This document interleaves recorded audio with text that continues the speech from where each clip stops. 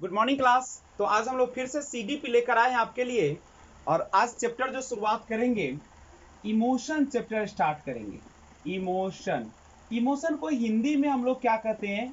संवेग कहते हैं। देखिए इमोशन जो होता है वह कुछ मनोवैज्ञानिक कहते हैं कि जन्मजात होते हैं और कुछ कहते हैं कि यह बाद में आती है। लेकिन ध्यान दीजिएगा वैसे हर व्यक्ति के अंदर कुछ न कुछ क्या होते हैं? संवेग होते हैं। किसी के पास ज्यादा होता है तो किसी के पास कम होता है। और संवेग जो होता है आपके बर्बादी का भी कारण बनता है। अगर ज्यादा संवेग आपके अंदर आ जाता है, दूसरे के प्रति अगर ज्यादा इमोशन आ जाती है तो आप उसमें क्या हो जाते हैं? बर्बाद होने की भी संभावना ज्यादा रहती है। यानी इमोशन पर नियंत्रण रखना बहुत जरूरत होता है, चाहे आप किसी भी अवस्था में क्यों ना हो। ऐसा नहीं कि अगर कोई बहुत सीरियस हो गया तो आप उसके लिए मर जाते हैं।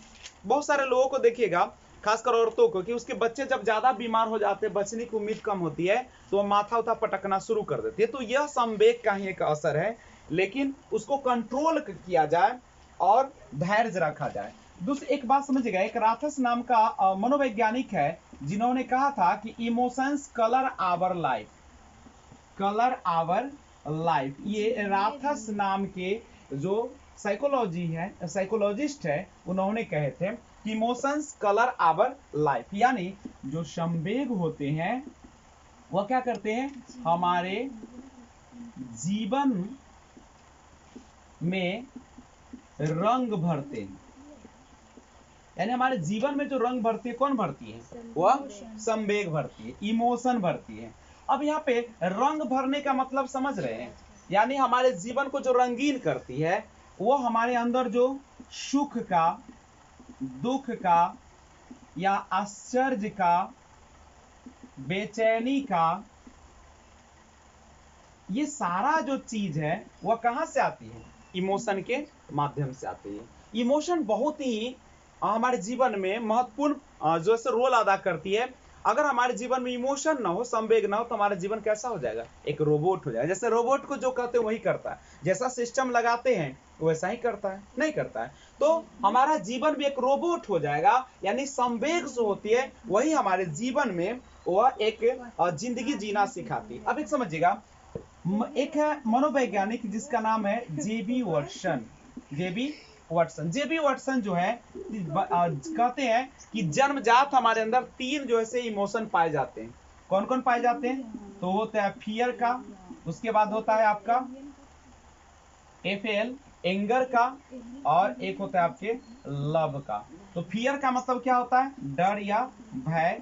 एंगर मीन्स होता है क्रोध, और लव का मतलब होता है प्रेम। तो ये जो है मनोवैज्ञानिक जिनका नाम है जेबी वाटसन, वो कहते हैं कि हमारे जीवन में जो होता है तीन संवेग आते हैं, वो होता है FAL ना।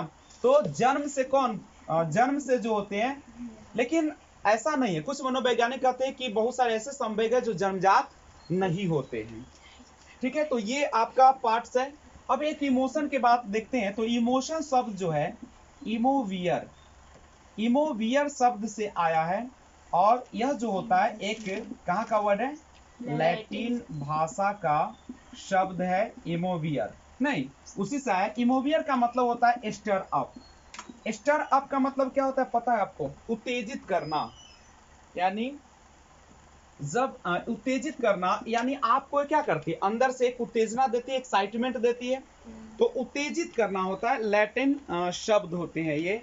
तो ध्यान रखिएगा, केवल जेबी वाटसन महोदय वही कहते हैं कि जो है संवेग जन्मजात होते हैं, नहीं तो वैसे जरूर नहीं कि यह जन्मजात ही होते। बहुत सारे मनोवैज्ञानिक कहते हैं कि जन्मजात प्रक्रिया नहीं होती है, बाद में जाकर क्या होता है?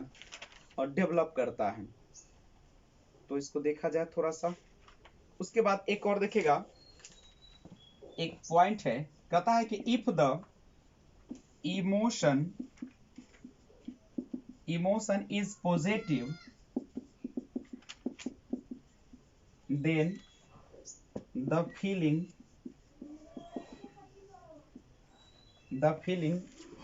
associated with it will of happiness। सुनिएगा इस लाइन को, कहते हैं कि इफ द इमोशन, अगर संवेग जो है, इफ द इमोशन पॉजिटिव होता है, अगर आपके अंदर सकारात्मक होता है तो फीलिंग जो होता है आपसे जो जुड़ता है वह किस रूप में जुड़ता है, तो यह आपको हैप्पीनेस, खुशी के रूप में आपसे यह जुड़ेगा। अगर आपके अंदर इमोशन निगेटिव होगा तो आपके अंदर हैप्पीनेस की जगह पे सौरो आएगा, नहीं रिग्रेट आएगा, पछतावा आएगा और आप कटे कटे से रहना शुरू करेंगे। तो अब आपके अंदर हमेशा कैसा इमोशन होना चाहिए, पॉजिटिव होना चाहिए। किसी भी हालात में हो अपने भावनाओं पर आपको क्या रखना है, नियंत्रण रखना है, और प्लस सामने वाले के अनुसार से अपने इमोशन को भी चलाना चाहिए। जिस व्यक्ति के अंदर अच्छे इमोशन गुण होते हैं, इमोशन बुद्धि होते हैं, संवेग बुद्धि, वह क्या करता है, सामने वाले के इमोशन के साथ खेलना भी शुरू कर देता है। कैसे खेलता है, मान लीजिए कि आपका अगर मन उदास है तो वह क्या कहता है कि उदासी का कारण क्या है, सब ठीक हो जाएगा, बहुत सारी चीज बातें बोलता है जिसके कारण आपको लगता है कि मेरा अपना है ना, हमदर्द है जो मेरे दुखों को बांटने वाला, लेकिन आपको वो इमोशन से खेलते रहता है और जैसे ही उसका काम निकल जाता है उसको आपको क्या करता है, लात मार के फेंक देता है। तो इस तरीके से अपने इमोशन को हमेशा क्या रखना चाहिए, कंट्रोल करके रखना चाहिए। यानी किसी भी व्यक्ति को अगर काम निकलवाना हो तो हम लोग क्या करते हैं, संवेग का यूज करते हैं। ठीक है, अब देखिएगा यहाँ पे आपने देखा कि संवेग जो होता है इमोवियर शब्द से निकला है और इमोवियर का अर्थ होता है स्टर अप। क्या होता है, स्टर अप। स्टर अप का मतलब क्या होता है, उत्तेजित, नहीं उत्तेजित होना। अब एक सवाल उठता है, उत्तेजित होना यानी क्या है, हम कह सकते हैं कि संवेग जो होती है, संवेग वह स्थिति है जिसमें व्यक्ति उत्तेजित हो जाता है।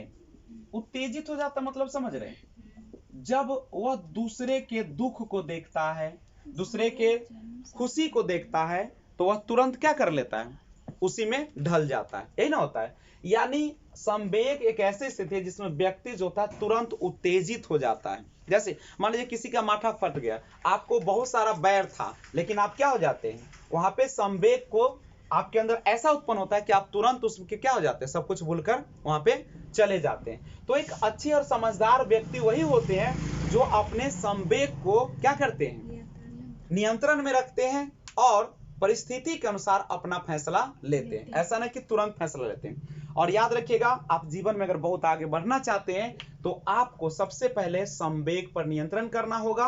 और दूसरी बात है कि जल्दीबाजी में कोई फैसला नहीं लेना चाहिए, क्योंकि जिस रफ्तार से कोई चीजें आती है उसी रफ्तार से क्या हो जाती है, चली भी जाती है। और आप सुने भी होंगे कि पहली नजर का प्यार हमेशा क्या करता है, धोखा दे जाता है। मतलब आप किसी भी व्यक्ति को आप कुछ पलों में जज नहीं कर सकते, उसके लिए क्या करना चाहिए, लंबे समय से देखना चाहिए, तब उसकी असलियत सामने आती है। करेक्ट है, तो ध्यान रखिएगा इस चीज को। पहले इसका स्क्रीनशॉट लीजिए तो फिर बात करते हैं। तो आइए देखते हैं आगे, इमोशन।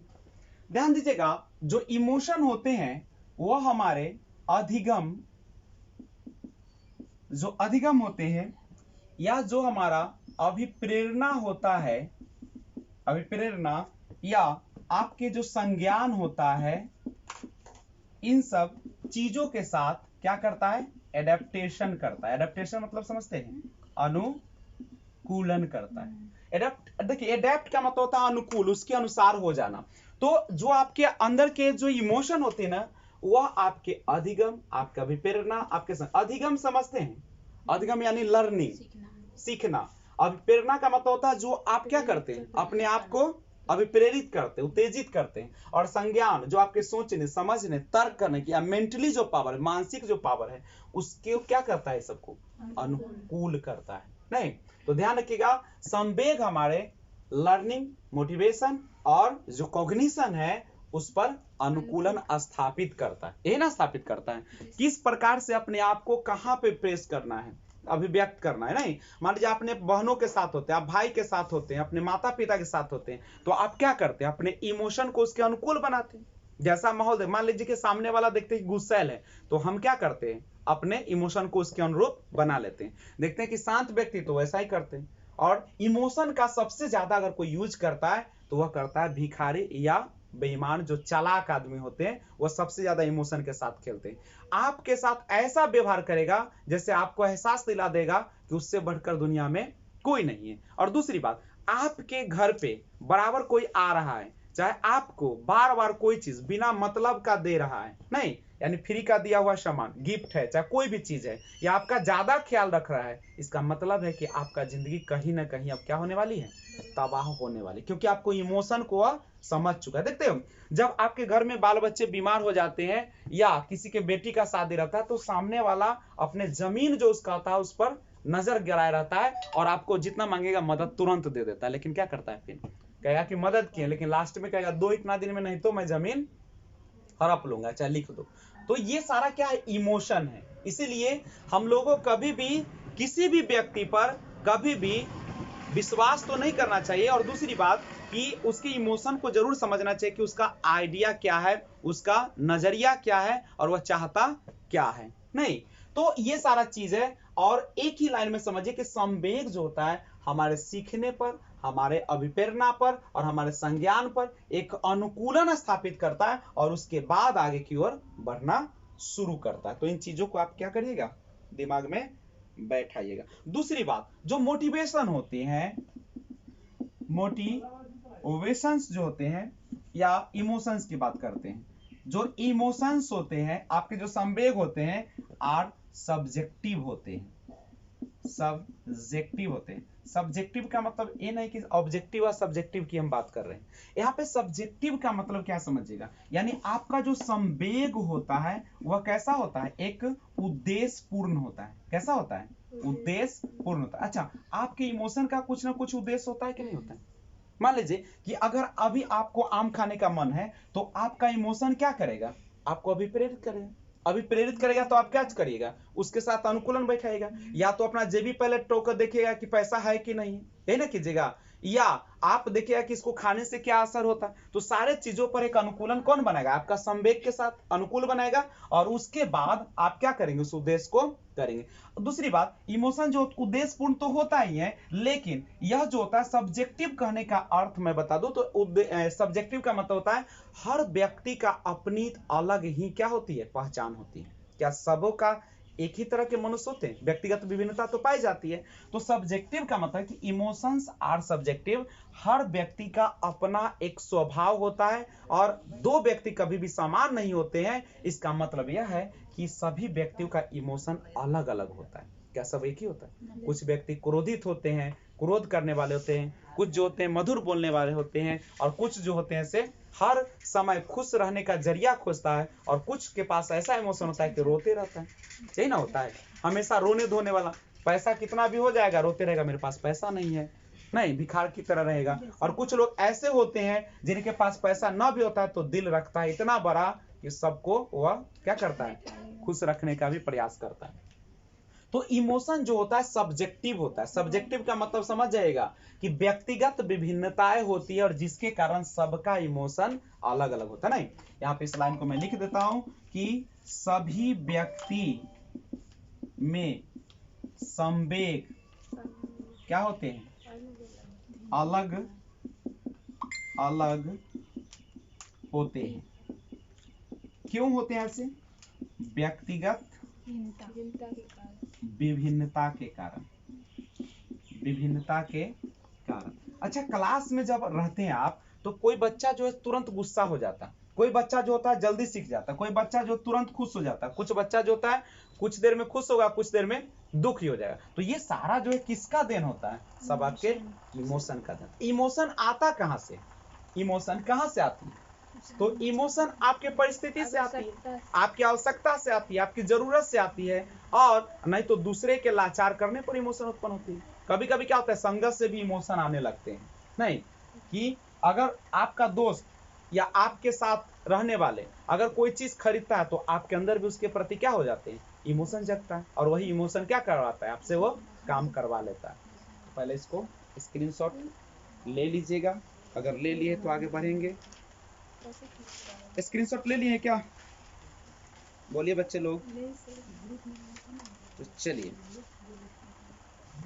बढ़े आगे, हटाए, ध्यान दीजिएगा। अरिस्टोटल इमोशन के बारे में कहते हैं कि anybody can become angry, that is easy, but to be angry with the right person and to the right degree and at the right time and for the right purpose and in the right way, that is not within everybody's power and it is not easy. क्या कहता है सुनिएगा, Aristotle कहते हैं कि anybody can become angry, कोई भी व्यक्ति एंग्री हो सकता है, यानी कोई भी व्यक्ति गुस्सा कर सकता है, नहीं, या गुस्सा हो सकता है, क्रोधित हो सकता है, दैट इज इजी, और यह क्या है, आसान है। बट लेकिन to be angry with the right person, लेकिन सही व्यक्ति के साथ, मतलब अगर गलत है तब उसके साथ, and to the right degree, और सही हद तक, और एट द राइट टाइम, सही समय पर, and for the right purpose, और सही उद्देश्य के लिए, और इन द राइट वे, सही तरीके से, that is not with in everybody's power, यह सबके बस की बात नहीं है, and it is not easy, और यह आसान भी नहीं है। मतलब क्या, इमोशन के बारे में कहते हैं कि कोई भी व्यक्ति गुस्सा कर सकता है, आसान काम है। गुस्सा करना क्या है, बिल्कुल आसान है। कोई भी आदमी दौड़ रहा है, आप उसको झरका देते हैं धरती। घर में कोई मान लीजिए कि छिपा कटोरा गिर जाता है, तो आप लोग क्या करते हैं, तुरंत उसको झल्लाने लगते हैं। तो एनीबडी कैन बिकम एंग्री, आसानी से कोई भी व्यक्ति क्या हो सकता है, गुस्सा हो सकता है, और ये आसान है, गुस्सा करना बिल्कुल आसान है। लेकिन सही व्यक्ति के साथ गुस्सा, मान लीजिए किसी के साथ कोई छीना झपटी हो रहा है, किसी को कोई ठग रहा है, किसी को बदतमीजी कर रहा है, तो उस समय सही व्यक्ति के साथ गुस्सा करना, क्रोधित होना, ठीक है, and to the right degree, और सही हद तक जितना होना चाहिए, नहीं मान लीजिए लाठी चलाना है तो लाठी से भी पीटना शुरू कर देंगे, ठीक है, तो यहाँ राइट डिग्री कितना होना चाहिए उतना, एंड द राइट टाइम, और समय भी सही हो तब, ठीक है, ऐसा ना कि घर में घुस के किसी को पीटना शुरू कर देंगे, समय भी सही हो, और फॉर द राइट पर्पस, और उद्देश्य भी सही हो, ठीक है, and in the right way, सही तरीका से, that is not with in everybody's power, क्या सभी व्यक्ति के बस की बात है, नहीं, and it is not easy, और ये आसान नहीं है। ये इमोशन के बारे में कहते हैं कौन, अरस्तु। यानी अगर आप इन सही तरीके से यूज करते हैं, इसका मतलब है कि आपको इमोशन, संवेग का अच्छा ज्ञान है। देखते हैं कैरेक्टरिस्टिक्स ऑफ इमोशन, संवेग के प्रकार को देखते, सॉरी संवेग की विशेषताओं को देखते हैं। संवेग की विशेषताएं, यानी संवेग में कौन कौन सी विशेषताएं पाई जाती है। देखिए इतना तो आप लोगों ने समझ लिया है कि जो संवेग होते हैं वह हमारे जो फीलिंग्स जो होती है ना, वह आवश्यक होती है हमारे संवेग को उत्पन्न करने के लिए। नहीं, जब तक आपके अंदर क्या नहीं होगी, फीलिंग्स नहीं होगा, तब तक जो है संवेग उत्पन्न नहीं होंगे। तो संवेग की विशेषताएं देखते हैं। सबसे पहला विशेषता है कि संवेग जो होता है परिवर्तनशील होता है। क्या संवेग हमेशा एक तरह का होता है? नहीं। कभी आप खुश रहते हैं ज्यादा, कभी दुख रहते हैं, कभी क्रोध में रहते हैं, कभी नहीं। तो संवेग परिवर्तनशील होता है, यानी संवेग जो होता है वह समय के अनुसार, परिस्थिति के अनुसार, आवश्यकता के अनुसार, आपके फीलिंग्स के अनुसार बदलते रहते हैं। नहीं तो ये चेंजिंग होते रहते हैं। अगर आप किसी के इच्छा का ज्यादा आशा रखते हैं तो ये आपका भ्रम होता है। जो संवेग होता है उसमें व्यापकता पाई जाती है। व्यापकता बोले तो ये पूरे शरीर में पाई जाती है, नहीं यानी आप पूरे शरीर में पहुंच जाता है, पूरे शरीर में पहुंच जाना संवेग। जैसे आपका जब संवेग हद से ज्यादा बढ़ जाता है नकारात्मक चीजों के लिए, तो कभी कभी आपके अंदर डिप्रेशन होता है, और डिप्रेशन से ही बहुत सारे लोग जो होते हैं सुसाइड कर लेते हैं। सुसाइड क्यों लोग करते हैं? क्योंकि उसके अंदर इतना ज्यादा निगेटिव इमोशन आ जाते हैं कि उसको लगने लगता है कि सब दुनिया का क्या है, बेकार है, और यहाँ जीना भी सही नहीं। और धीरे धीरे धीरे आपके शरीर को इस तरीके से व्यापकता भर देती है कि आपको मजबूर हो जाता है। अगर आपके अंदर किसी भी प्रकार की निगेटिव थिंकिंग आती है तो आपको क्या करना चाहिए? आप अपने पसंद का म्यूजिक सुने, अपने पसंद का गाना सुने, या आप फिल्म देखें, या आसपास जो आपका बगीचा उसमें थोड़ा सा क्या कर लें, टहल ले। नहीं, और अपने अंदर की जो बात है वह अपने माता पिता से, माता पिता नहीं तो कोई भी ऐसा व्यक्ति है जो आप जिस पर आपको विश्वास है, लेकिन ये भी धोखा होने की डर है क्योंकि हो सकता है कि आपके इमोशन से वह भी खेल जाए। नहीं, परिस्थिति का फायदा उठाना दुनिया में हर कोई जानता है। तो तीसरा जो है सुखद या दुखद, आपका जो संवेग होगा सुखद भी हो सकता है और दुखद भी, यानी सुख या दुख दोनों प्राप्त हो सकता है। चौथा जो है अनिश्चितता, संवेग का कोई निश्चित होता है क्या? संवेग जो होती है निश्चित नहीं होती, अनिश्चित होता है। नहीं, कभी भी किसी भी प्रकार का संवेग आपके अंदर उत्पन्न हो सकता है, इसीलिए हम लोग को संवेग पर नियंत्रण रखना बहुत जरूरी होता है। अगला चीज जो है वह आपको बता दूं कि यह जो होता है शारीरिक परिवर्तन, संवेग जो होता है आपके शरीर में भी क्या लाता है? परिवर्तन लाता है। आप जैसे आप अगर क्रोधित होते हैं तो क्या आपका शारीरिक हाव भाव वैसा ही रहता है? नहीं। आपको दुख होता है या आपको सुख रहता है, आप ज्यादा उत्साहित रहते हैं तो हर समय क्या होता है? वह शारीरिक परिवर्तन होते रहता है। आपके शरीर को देखकर लग जाएगा कि आपके अंदर किसी न किसी प्रकार की संवेग उत्पन्न हो चुकी है। विचार शक्ति का लोप हो जाना, विचार शक्ति का लोप का मतलब समझ रहे हैं आप लोग? सोच समझ न पाना, सोच समझ न पाना। जैसे कोई किसी से प्रेम करता है तो उसको समझे नहीं आता कि वो क्या कर रहा है, उसको लगता है कि दुनिया का सारा दौलत मेरे पास है, लेकिन जब शादी हो जाती है तब क्या होता है? फिर पछताना पड़ता है, क्योंकि आपके विचार, लोग आपको समझाते हैं लेकिन आप उनकी बातों को क्या करते हैं? इग्नोर करते हैं। इसीलिए आपके अंदर किसी भी प्रकार का इमोशन हो जाता है, लगाव हो जाता है, तो आप अंधे हो जाते हैं और उसी अंधापन में आप बहुत कुछ क्या कर देते हैं? खो देते हैं। जैसे एक पत्नी जो होता है पति के लिए अपना सब कुछ खो देती है, पति उसके इमोशन से खेल जाता है। नहीं, तो ये सारा चीज होता है। तो विचार शक्ति का लोप, इसमें दिमाग नहीं काम करेगा, करता है क्या? नहीं काम करेगा। तो ये सब ध्यान रखना चाहिए। और इमोशन जो होते हैं उसका स्थानांतरण भी होता है। स्थानांतरण मतलब समझ रहे हैं? अन्य व्यक्ति पर प्रकट करना, अन्य व्यक्ति पर प्रकट करना। जैसे देखते होंगे पिता जो है अपने ऑफिस का जो इमोशन होता है, टेंशन होता है, वो किस पर उतारता है? अपने बीबी पर। अब बीबी जो उसकी रहती है वो किस पर उतारता है? अपने बच्चे पर। तो यह स्थानांतरण होता है, जहां पे उसका बस चलता है वहीं पे उतारना शुरू कर देता है। तो यह भी डिपेंड करता है, सब पर नहीं कर सकता। उसके बाद इमोशन जो होता है वह व्यक्तिक विभिन्नता पर भी आधारित होता है, यानी अलग अलग व्यक्ति में संवेग जो होते हैं वह कैसा होता है? अलग अलग होता है। ठीक है, तो इसको आप नोट करिए। लेकिन उसके बाद एक टॉपिक और देखा जाए, संवेगों का विभाजन। अब संवेगों का विभाजन, डिवीजन ऑफ इमोशन की हम बात कर लेते हैं। थोड़ा सा आप सिंपल सा समझिएगा कि जो जेबी वाटसन साहब है उन्होंने 3 प्रकार के इमोशन की बात की है, संवेग की। कौन कौन? तो FAL के लिए मैंने कहा था फियर, एंगर और लव, यानी कह सकते हैं भय या डर, क्रोध और प्रेम।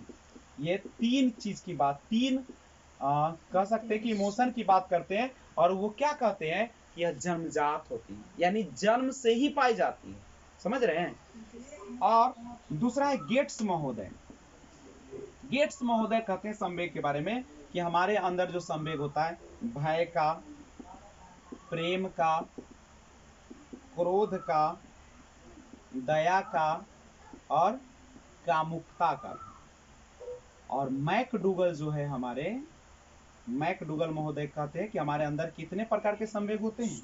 16 प्रकार के संवेग पाए जाते हैं। ठीक है, तो 16 प्रकार के संवेग जो है वह पाए जाते हैं हमारे शरीर के अंदर। और संवेग जो होता है 2 प्रकार का जनरली होता है। कौन कौन होता है? तो हम संवेगों की प्रकार का भी बात कर लेते हैं। संवेगों का प्रकार, जनरली संवेग 2 प्रकार के होते हैं। पहला होता है आपका सकारात्मक और दूसरा होता है आपका नकारात्मक। देखिए संवेग अगर सकारात्मक होता है तो जैसे ऐसे संवेग जो उत्पन्न होने पर स्वयं को अथवा किसी अन्य को किसी भी प्रकार से हानि नहीं पहुंचाता है। समझ रहे बात को? सकारात्मक संवेग किसको कहते हैं? जिसमें न खुद को हानि पहुंचाए और न इसमें खुद एवं दूसरे दोनों में से किसी को भी हानि न पहुंचाए। समझ रहे? अगर दोनों में से किसी को हानि अगर नहीं पहुंचाता है, हानि न पहुंचाए, तो उसको हम लोग क्या कहते हैं? सकारात्मक। अगर मान लीजिए कि आप गुस्सा में अपना हाथ पैर काट लेते हैं, अपना नस काट लेते हैं, तो यह जो होगा आपका कैसा होगा?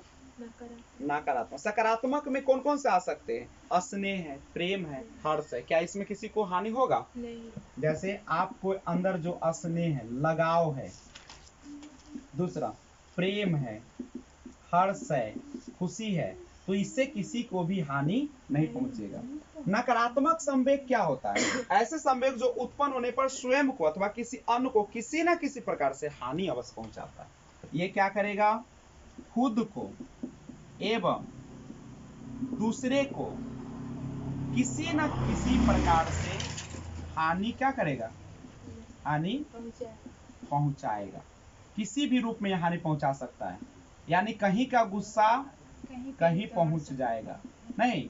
इसलिए आप देखें कि आपके माता पिता गुस्सा में है तो आप चुप रहे, नहीं तो हो सकता है कि कहीं और का जो संवेग है आपके ऊपर बजर सकता है। तो समझदार लोग वही होते हैं जो सामने वाले के इमोशन के साथ खेलना शुरू कर देते हैं। खेलना मतलब देखते हैं कि उसका क्या चाहिए उसको, और उसी अनुसार से क्या करते हैं?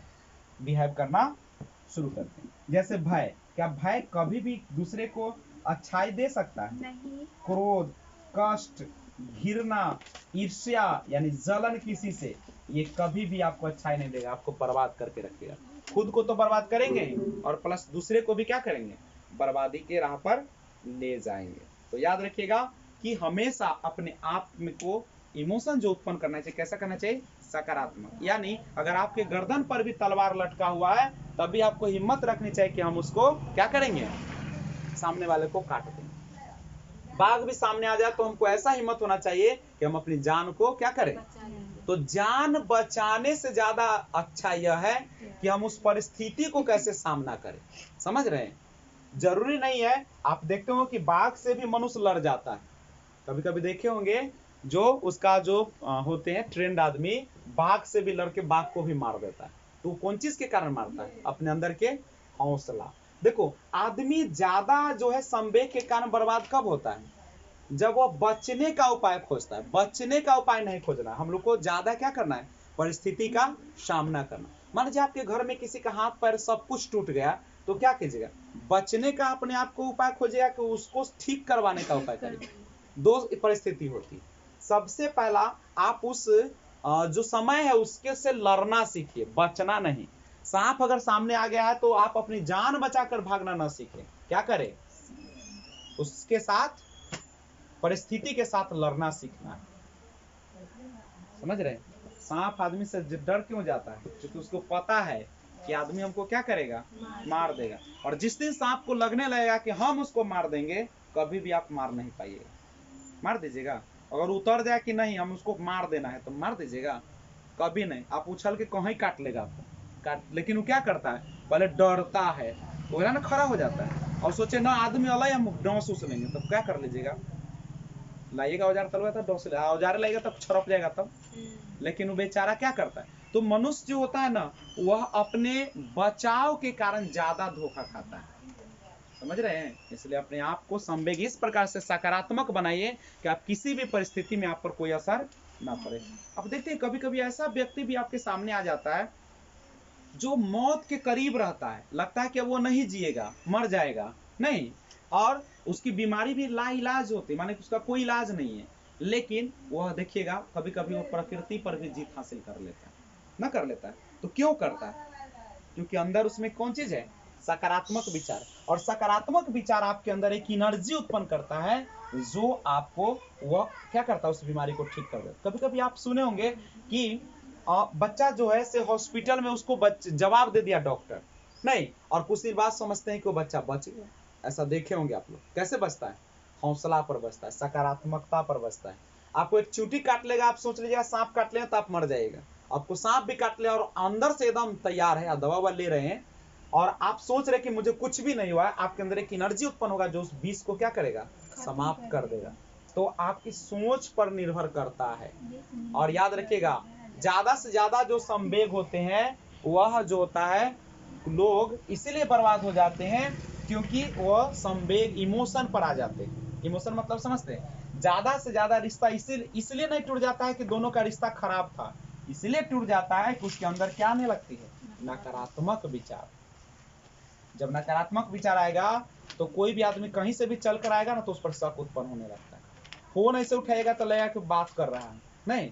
तो अधिकतर रिश्ता जो है इसलिए टूट जाते हैं क्योंकि आपके अंदर क्या गए हैं, नकारात्मक। इसलिए चाहते हैं कि लंबा संवेग चले, अच्छा संवेग हो, तो हमेशा विचार कैसा रखिएगा, सकारात्मक। अभी कोरोना से लोग ज्यादा नहीं मर रहे हैं, डर से मर रहे हैं। अगर आपको कोरोना हो भी जाता है और आप सकारात्मक रहिएगा ना तो कभी भी आपकी मौत नहीं होगी। इसलिए लोग बीमारी से कम मरते हैं और नकारात्मक विचार से ज्यादा मरते हैं। जैसे अभी आप कोविड-19 का जब टीका लेते हैं तो बहुत सारे लोग यह सोच लेते हैं कि यह टीका जो है लगेगा तुमको बुखार हो जाएगा, कमजोरी हो जाएगा, मेरा शक्ति कमजोर हो जाएगा। नहीं, यही ना सोचते हैं आप लोग। और रियल में जब ऐसा आप सोचना शुरू कर देते तो आपके अंदर क्या हो जाता है, एक नकारात्मक विचार आते हैं। नकारात्मक विचार आपके शरीर को क्या करती है, कमजोर करती है। जो रोग न भी होने वाला था वह हो गया। तो इसको पहले आप स्क्रीनशॉट लीजिए, बहुत अच्छा चैप्टर है, इमोशन के साथ खेलिए। तो आगे देखते हैं management of emotions. Management of emotions यानी आप संवेग का मैनेजमेंट, व्यवस्था कैसे करेंगे। यानी आपके अंदर जो इमोशन है उसको किस तरीके से व्यवस्थित करिएगा। तो सबसे पहला है वह होता है आपका कैथार्सिस। कैथार्सिस का मतलब क्या होता है इसको जानते हैं थोड़ा देर में। और दूसरा होता है पॉज। देखिएगा, इमोशन जो होती है, कैथार्सिस का मतलब होता है कि आप जो है अपने इमोशन को जो आपके अंदर है उसको निकाल देना, वही क्या कहलाता है, कैथार्सिस। यानी संवेग का जो व्यवस्था होता है, संवेग पर नियंत्रण अगर करना है तो कैसे करिएगा, तो आपके अंदर जो संवेग है उसको क्या कर देना है, निकाल देना। मान लीजिए कि आपको किसी भी बात का बहुत ज्यादा दुख है तो रो लीजिए, खुल के रो लीजिए, नहीं, ठीक है। और अगर आपके अंदर, जैसे आपके अंदर किसी भी चीज की खुशी है तो उस खुशी को खुलकर क्या कर दे, व्यक्त कर। जैसे लोग जो शादी विवाह में क्या करते हैं, तो वो जो पार्टियां देते हैं, भोज करते हैं, वो क्यों करते हैं, अपने खुशी को जाहिर करने के लिए, ताकि उसके अंदर का जो एक इमोशन है वह क्या हो जाए, तो शांति मिलेगा उसको। नहीं तो क्या करेगा, जिंदगी भर वह पछताते रहेगा, डिप्रेशन में चला जाएगा कि हम शादी सबका खाए हम नहीं खिलाए। नहीं, तो ये सारा चीज जो होता है, कैथार्सिस का मतलब समझे क्या है, ये अपने अंदर की, अपने अंदर के भाव को क्या कर देना, बाहर व्यक्त करना या बाहर निकाल देना। और ऐसा करना चाहिए हम लोग को। कोई भी चीज को मन में सराहना नहीं चाहिए। नहीं, ये ना कि पुआ पकैले है अंदर निकालिए ना रहे। इसका मतलब है कि अगर आपके अंदर किसी भी प्रकार का समस्या है तो उस समस्या को हमें क्या करना चाहिए। अब बहुत सारे लोगों का आदत होता है कि कोई भी समस्या उसके सामने आता है तो घुप हो जाता है ना।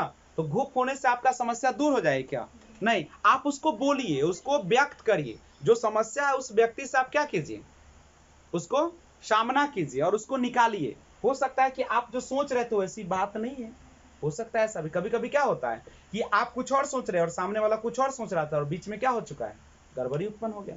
तो आपके अंदर का जो भावना है, भाव है, उसको निकाल देना चाहिए, ठीक है। पॉज, पॉज का मतलब क्या होता है, रुकावट। पॉज का मतलब क्या होता है, आपके अंदर की जो अभिव्यक्ति थी, कभी कभी हम लोगों को उसको क्या करना चाहिए, रोक देना चाहिए थोड़ा देर के लिए। समझ गए। जैसे आके आपके सामने कोई गाली देना शुरू कर दे तो क्या आप भी लपड़ थप्पड़ कर दीजिएगा, उस समय पॉज हो जाइए, बिल्कुल क्या हो जाइए, शांत हो जाइए, ठीक है।